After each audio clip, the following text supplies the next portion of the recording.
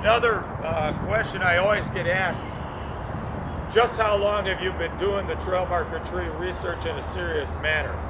And the answer to that is since 1985. I knew about the trees from the time I was a pup, but serious study, in other words, traveling, meeting anthropologists, archaeologists, Native American historical experts, Native Americans in the field, traveling to 42 states, 5 provinces, doing lectures in Scotland. All of this took place over a 28-year period before writing the book 9 years ago. Without actually going into the field, you can't say you're a field researcher. Putting dots on a map, it's nice. It's not like meeting the people, seeing the terrain, listening to the locals, meeting the local Native Americans, and doing the field research.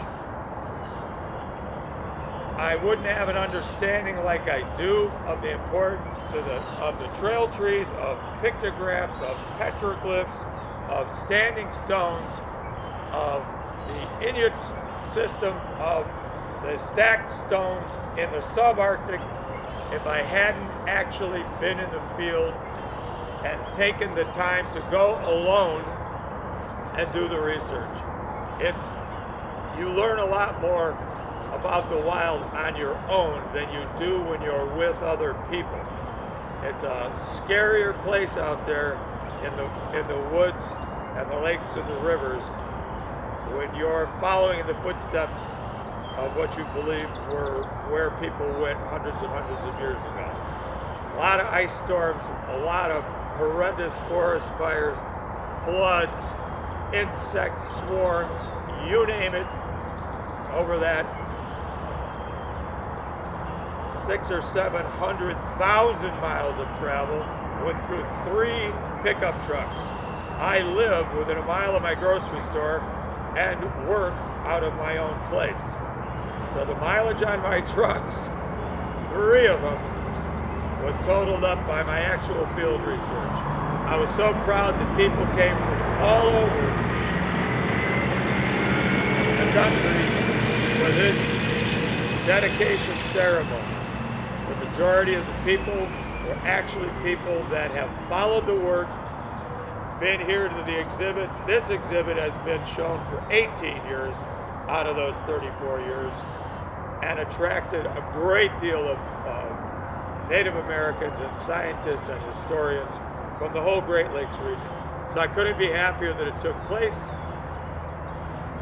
and this couldn't be a better place for the trail marker tree sculpture to serve as an educational tool for one more aspect of Native American history that might have been forgotten if it hadn't been for the people of the Great Lakes region saving this history.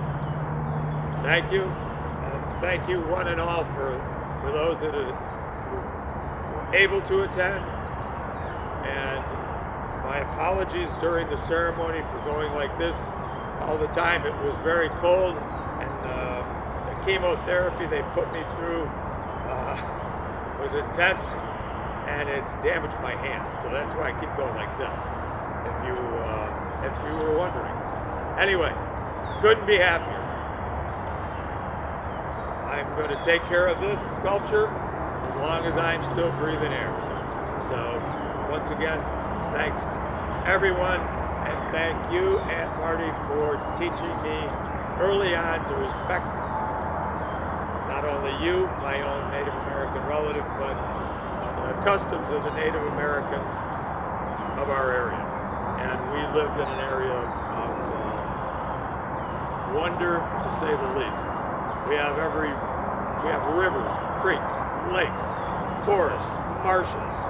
This was paradise, according to my aunt. And she made that point very clear to me when I was very little. My people come from Idaho as well, in the mountainous area of Idaho, actually Mountain Home. When my aunt Little Dove would visit here, she made it very clear to me that this type of area that we're in here in today, the terrain was bountiful in everything a human being could possibly want. By that I mean from the swamps, the herbs and frogs and turtles and things you would collect there, to the rivers for the clams, to the forest for the nut trees, for the building material, for the firewood, to the little prairies we have for the buffalo herds and the hunting and the elk and the deer.